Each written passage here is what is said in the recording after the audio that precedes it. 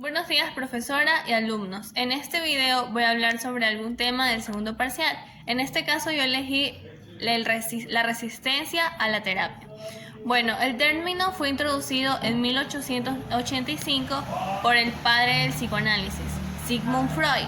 Se denomina resistencia a la terapia a un conjunto de conductas y actitudes de algún rechazo u oposición al cambio. Bueno, el paciente que acude a terapia con la esperanza de cambio a la vez se resiste a ello. Esto es debido a la activación de una serie de mecanismos que le impide seguir con este transcurso de la terapia. Bueno, se dice que son inconscientes y surgen de una forma automática, protegiendo al paciente de la angustia, y se supone que es la toma de conciencia de los conflictos, pensamientos y deseos inaceptables. Con esto ellos buscan evitar descubrir y sentir vivencias que puedan doler, pero también son resistencias a cambiar cierto grado de seguridad, ya que a pesar de su sufrimiento, el paciente se encuentra en un equilibrio que ha alcanzado, aunque sea a costa de renuncias y limitaciones. Las resistencias se dan antes, durante y al final de la terapia. Se dice que si estas resistencias aparecen al principio, no pueden considerarse algo negativo, pero si estas resistencias se mantienen hasta el final de la terapia, ya quiere decir que es un problema y que el paciente está algo para evitar cambiar o mejorar su aspecto de vida. Bueno, ahora hablaremos de las resistencias según las distintas escuelas psicológicas. Como primera escuela tenemos el psicoanálisis. El psicoanálisis considera las resistencias como algo sintomático de conflictos inconscientes que se establecen durante la infancia. Según esta idea, el paciente acude con ellas en la primera sesión. Como segunda escuela tenemos la terapia cognitivo-conductual, que se llama resistencia a todo acto de oposición a algún procedimiento clínico propuesto por el terapeuta.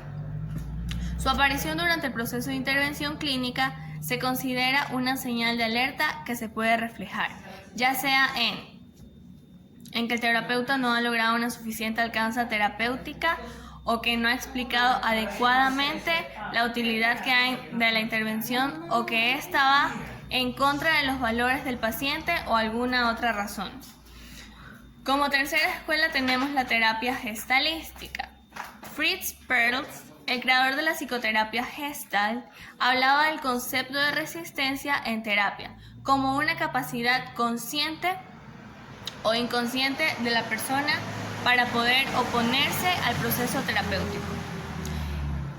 También aquí entra la evolución, crecimiento, y también se parte de que la resistencia surge debido a la interacción interpersonal del terapia con el paciente.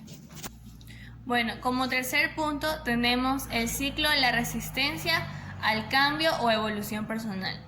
Como primer punto tenemos la etapa de choque, que es el bloqueo inicial cuando nos exponemos por primera vez a la perspectiva de cambio. Como segundo punto tenemos la etapa de negación, que es negar la evidencia de que la transformación es necesaria o está ocurriendo, o simplemente no querer verla o evitarla. Como tercer punto tenemos la etapa de ira. En esta etapa salen a relucir todos los sentimientos que se reprimieron durante las etapas anteriores ya mencionadas. Como cuarto punto tenemos la etapa de negociación, que es cuando aún no hemos aceptado el cambio, sino que intentamos recurrir a una solución para poder evitar ese cambio. Como quinto punto tenemos la etapa de depresión, que es cuando aceptamos que el cambio es inevitable y podemos reaccionar deprimiéndonos o limitándonos y también irritándonos.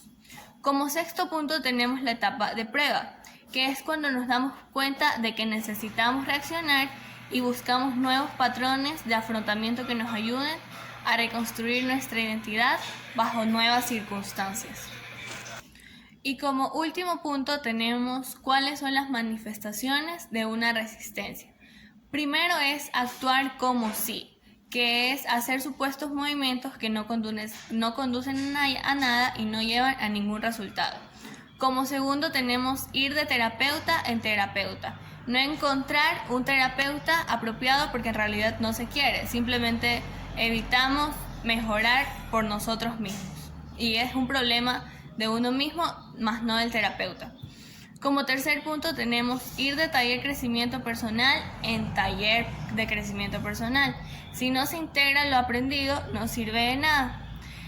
Como cuarto punto tenemos hablar y nunca actuar.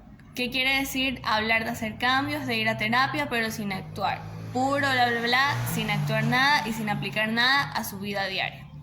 Bueno, esta fue toda mi exposición. Muchas gracias, profesora.